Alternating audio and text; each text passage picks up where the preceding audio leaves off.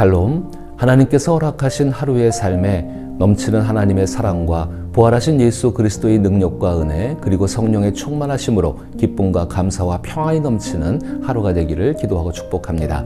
함께 읽고 묵상할 말씀은 누가복음 19장 41절로부터 48절 말씀입니다. 제가 읽어봅니다.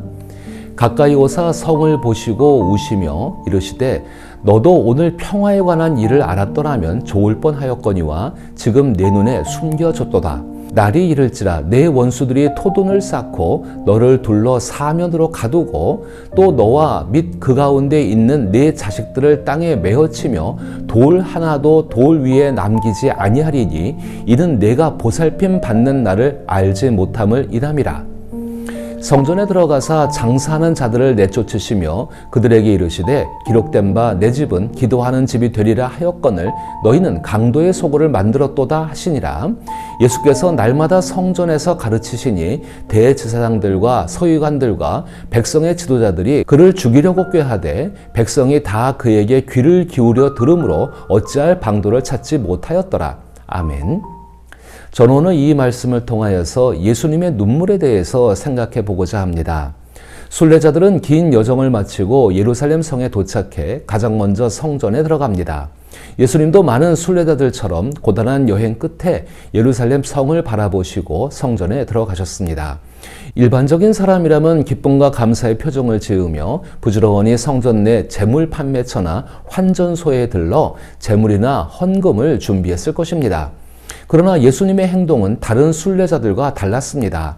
특히 이전의 순례와는 다르게 예수님은 예루살렘 성을 바라보시며 눈물을 흘리셨고 성전에 들어가 장사하는 사람들을 내쫓으셨습니다. 예수님께서 예루살렘 성에 들어가신 첫날에 대한 기록을 살펴보면 마태복음과 마가복음은 성전을 정화하신 사건에 주목하며 자세히 서술하고 있습니다. 또한 무화과 나무에 열매가 없자 예수님께서 저주하신 이야기도 포함되어 있습니다. 반면 누가복음은 예수님께서 눈물을 흘리신 장면, 즉 우신 사건을 더욱 강조하고 있습니다. 따라서 우리도 누가복음의 시각에 따라 예수님의 눈물과 성전의 관계를 깊이 묵상해 볼 필요가 있습니다. 예수님 당시 예루살렘 성전은 유대인들에게 어떤 의미를 가지고 있었을까요? 예수님 당시 성전은 유대인들에게 단순한 종교시설을 넘어 민족의 정체성과 이데올로기를 지탱하는 중심지였습니다. 여기서 이데올로기란 한 사회나 집단이 세상을 바라보고 행동하는 방식을 규정하는 가치관과 신념의 체계를 의미하는데 성전은 바로 이러한 이데올로기의 핵심 역할을 담당했습니다. 유대인들은 성전을 하나님께서 선택하신 거룩한 장소이자 눈에 보이는 하나님 약속의 증거로 여겼으며 성전의 존재 자체가 민족의 존속과 하나님의 보호를 보장한다고 믿었습니다. 따라서 성전은 단순히 제사를 드리는 공간을 넘어 이스라엘 민족이 하나님의 백성이라는 정체성을 확립하는 사상의 근간이 되었습니다. 특히 로마 제국의 지배 아래에서는 민족적 자존심을 지키는 마지막 보루로 여겨졌습니다. 성전을 중심으로 제사장 집단과 사내들인 공회가 권력을 행사하며 사회 질서를 유지하려 했던 것도 이러한 이데올로기적 구조와 깊은 연결이 되어 있습니다. 예수님께서 성전을 정화하시고 비판하신 일이 큰 반항을 일으킨 이유도 성전에 대한 도전이 곧 민족적, 국가적, 종교적 질서 전체를 흔드는 것으로 받아들여졌기 때문입니다. 특히 유월절 절기에 예수님께서 성전을 뒤엎으신 사건은 예수님을 체포하고 재판에 넘기는 결정적인 계기가 되었습니다. 이와 같은 성전은 이사야 시대와 마찬가지로 대중에게 있어 어떤 어려움이 닥치더라도 이스라엘의 하나님께서 그들을 안전하게 지켜주신다는 변함없는 약속의 상징이었습니다. 그러나 이사야 시대처럼 이스라엘은 반드시 믿음과 순종이 뒷받침되지 않으면 그 약속이 무의미해지고 오히려 없는 것만 못하다는 도전에 직면하게 됩니다. 성전은 축복이 아닌 저주로 바뀔 수밖에 없게 되는 것입니다. 거룩하신 하나님과 맺은 언약을 저버리고 불순종할 때 그것은 단순한 축복의 장애물이 아니라 약속에 순종하지 않는 하나님의 백성들을 원점으로 되돌리는 결과를 초래합니다. 이 사실은 하나님의 약속을 온전히 신뢰하지 못했던 아브라함이 애굽에서 하나님의 전적인 개입으로 다시 약속의 땅, 즉 출발점으로 돌아온 사건에서 분명히 드러납니다. 믿음의 조상이라 할지라도 예외는 없습니다. 불순종은 반드시 심판을 초래합니다. 하나님은 자신의 뜻을 거부하는 백성들을 슬퍼하시며 아브라함을 원점으로 되돌려 회복시키신 것처럼 언제든지 당신의 백성들을 다시 출발점으로 돌려 회복시키십니다. 예수님께서 예루살렘 성을 바라보시며 눈물을 흘리신 이유는 단지 유대인들이 성전에 대해 품고 있던 생각을 살펴보면 어느 정도 쉽게 짐작할 수 있을 것입니다. 그러나 누가복음에서 특히 주목하는 예수님께서 예루살렘 성에 가까이 다가가 성을 보시고 우셨다는 장면은 더욱 깊은 의미를 담고 있습니다. 이제 하나님의 아들 예수님께서 눈물을 흘리실 차례가 된 것입니다. 그런데 위로하는 사람이 아무도 없습니다. 성경, 특히 누가복음을 읽다 보면 여러 사람이 눈물을 흘리는 장면을 자주 마주하게 됩니다. 아들을 잃은 나인성 과부의 눈물, 회당장 야이로의 가족이 흘리는 눈물, 절망 속에서 치유와 새 생명을 간구하며 예수님을 찾아온 사람들의 눈물, 그리고 곧 예루살렘의 여자들이 예수님을 위해 흘리는 눈물까지 말입니다. 그들이 눈물을 흘릴 때마다 예수님은 언제나 그들을 위로하셨고 때로는 기적을 통해 때로는 말씀으로 그들의 슬픔을 달래주셨습니다. 그러나 예루살렘 성을 바라보시며 눈물을 흘리시는 예수님을 위로해 줄 사람은 아무도 없습니다. 예루살렘에 입성하기 직전 요한복음 11장에서 예수님은 죽은 친구 나사로의 무덤 앞에서 눈물을 흘리셨습니다. 그 순간에도 예수님을 위로해 줄 이가 없었고 오히려 예수님을 비난하고 원망하는 소리만 가득했습니다. 예루살렘마저 하나님을 등지고 돌아서 버릴 것입니다. 예수님의 눈물은 기독교 복음의 핵심을 이루고 있습니다. 예수님의 눈물은 진정한 메시아라면 결코 보이지 말아야 할 연약함이나 유감스러운 모습이 결코 아닙니다. 예수님은 긴 여정 동안 예루살렘과 성전의 임박한 심판을 여러 차례 경고하셨습니다. 갈릴리 여러 마을들처럼 예루살렘에도 예수님께서 당부하신 평화와 사랑 그리고 이방인에게까지 뻗어나갈 하나님의 은혜를 거부했기 때문입니다. 이처럼 하나님의 은혜를 거절하는 것은 죄의 경중을 떠나 은혜로우신 하나님 자체를 거부하는 것이며 결국 멸망에 이르게 됩니다. 예수님은 죄의 경중을 따지며 자신이 더 낫다고 생각하는 사람들에게 누가복음 13장 1절부터 5절까지 해서 다음과 같이 말씀하셨습니다. 그때 마침 두어 사람이 와서 빌라도가 어떤 갈릴리 사람들의 피를 그들의 제물에 섞은 일로 예수께 아뢰니 대답하여 이르시되 너희는 이 갈릴리 사람들이 이같이 해 받음으로 다른 모든 갈릴리 사람보다 죄가 더 있는 줄 아느냐? 너희에게 이르노니 아니라 너희도 만일 회개하지 않으면 다 이와 같이 망하리라. 또 실로암에서 망대가 무너져 치어 죽은 18사람이 예루살렘에 거한 다른 모든 사람들보다 죄가 더 있는 줄 아느냐? 너희에게 이르노니 아니라 너희도 만일 회개하지 않으면 다 이와 같이 망하리라. 이제 예수님은 하나님의 은혜로만 존재할 수 있는 도시, 그러나 그 은혜를 거부한 예루살렘과 마주하고 계십니다. 이곳에서 빌라도는 수많은 갈릴리 사람들을 처형하였고 머지않아 참된 인간이신 예수님도 죽이게 될 것입니다.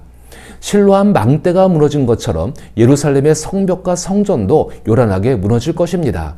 이 장면은 예수님께서 하나님의 관점에서 예루살렘을 바라보신 모습이며 예수님 자신이 십자가에서 죽음으로 모든 죄악의 대가를 치르더라도 예루살렘은 예수님을 받아들이지 않을 것임을 아신 것입니다. 하나님께서 정하신 경고와 심판의 메시지는 하나님의 회복에 대한 뜻이 담겨 있습니다.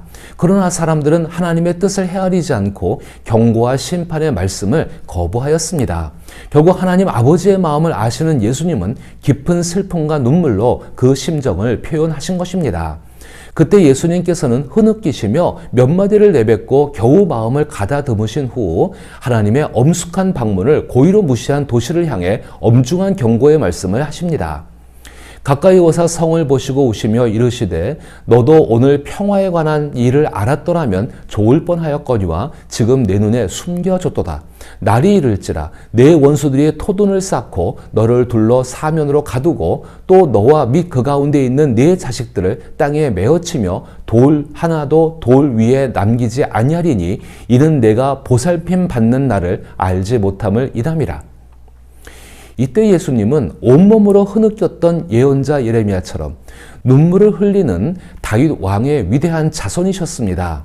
예수님은 조상 다윗이 반역한 아들 압살롬을 피해 달아나던 슬픔의 길을 거꾸로 거슬러 올라가시며 눈물을 흘리신 것입니다. 그동안 예수님에 의해서 선포되었고 곧 시행될 하나님의 엄중한 심판은 차갑고 냉정한 정의가 아니라 하나님의 사랑에서 비롯된 것입니다. 이 사랑의 마음은 사람에게 최선의 결과가 이루어지길 바라시는 하나님께서 자신을 가장 중요하게 여기고 자신의 유익과 명분을 앞세우는 반역에 대해 슬픔과 눈물로 맞서고 계신다는 뜻입니다. 이러한 관점에서 예수님의 눈물과 성전에서의 행동은 밀접하게 연결되어 있습니다. 예수님께서 단순히 성전 상업화에 분노하여 저항운동을 시작하신 것만은 아닙니다. 예수님의 행동은 예레미야를 비롯한 여러 예언자들의 목소리가 울려 퍼지는 엄중한 예언자적 경고인 셈입니다. 실제로 비유를 통해 말씀하셨듯이 성전이 강도의 소굴이 된다면 하나님의 심판을 피할 수 없습니다. 그런데 이미 성전이 강도들의 손에 넘어간 상황입니다. 누가복음은 예수님께서 장사꾼들 자체에는 크게 관심을 두지 않는 듯 보입니다. 그들이 덤으로 몇 푼 벌어가는 것은 문제의 본질, 즉 성전의 지도자들이 하나님의 이름으로 백성들을 착취하고 하나님의 은혜를 거절하는 바로 그 일에 비하면 매우 사소한 일이었기 때문입니다. 물론 예수님의 이러한 모습은 성전의 고위 성직자들에게 결코 환영받지 못했습니다. 예수님이 체포된 직접적인 이유도 바로 성전에서 행하신 행동 때문이었습니다. 그러나 예수님의 행동과 지도층의 반응 이면에는 예수님이 감당하신 사역의 무게가 고스란히 담겨 있습니다. 마치 폭풍우가 몰려들면 우리는 누가복음에서 자주 강조하는 반드시 이렇게 되어야 한다는 필연성을 깊이 느낄 수 있는 것처럼 하나님의 은혜를 자신의 주장으로 거부할 때 결국 필연적으로 하나님의 은혜로부터 멀어질 수밖에 없음을 깨달을 수 있습니다. 예수님께서 예루살렘 성을 바라보시며 흘리신 눈물은 깊은 울림을 우리에게 전합니다. 그 눈물은 단순한 감정의 표현이 아니라 하나님의 시선으로 세상을 바라보신 예수님의 깊은 통찰과 사랑에서 비롯된 것입니다. 예수님은 사람들의 열심이나 종교적 성취가 아닌 하나님 앞에서의 진정한 내면 상태를 보셨고 그로 인해 예루살렘의 현실은 슬픔으로 가득할 수밖에 없었습니다. 결국 예수님의 눈물은 우리에게 중요한 질문을 던집니다. 우리의 어떤 기준으로 자신과 세상을 평가하고 있는가, 그리고 하나님의 기준 앞에 당당히 설 용기가 있는가 하는 것입니다. 하나님의 평가를 정직하게 받아들이는 사람들은 자연스럽게 눈물을 흘릴 수밖에 없지만 그 눈물은 결코 절망으로 끝나지 않습니다. 오히려 그 눈물은 회복의 시작이자 하나님과 더 깊이 만나는 은혜의 통로가 됩니다. 그러므로 예수님의 눈물은 슬픔의 상징이 아니라 하나님의 사랑이 가장 인간적으로 드러나는 순간입니다. 예루살렘 성을 바라보시며 눈물을 흘리신 예수님은 우리가 하나님께 돌아오는 모습을 보시며 기쁨의 눈물을 흘리실 것입니다. 그러므로 예수님을 의지하여 우리를 사랑하시는 하나님께로 돌아가야 합니다. 오늘 묵상을 예람 50에서 여호와께 돌아가자라는 제목으로 찬양한 것을 통해서 마무리하고자 합니다. 사순절 남은 기간이 예수님의 눈물을 바라보며 하나님께로 돌아가는 귀한 기회가 되기를 기도하며 축복합니다.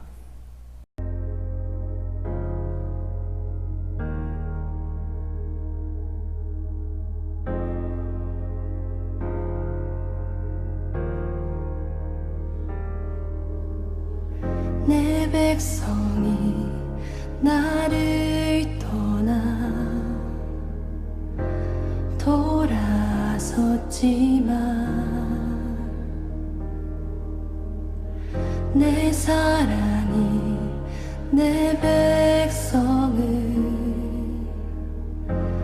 포기 못하니 내 모든 걸 내어주고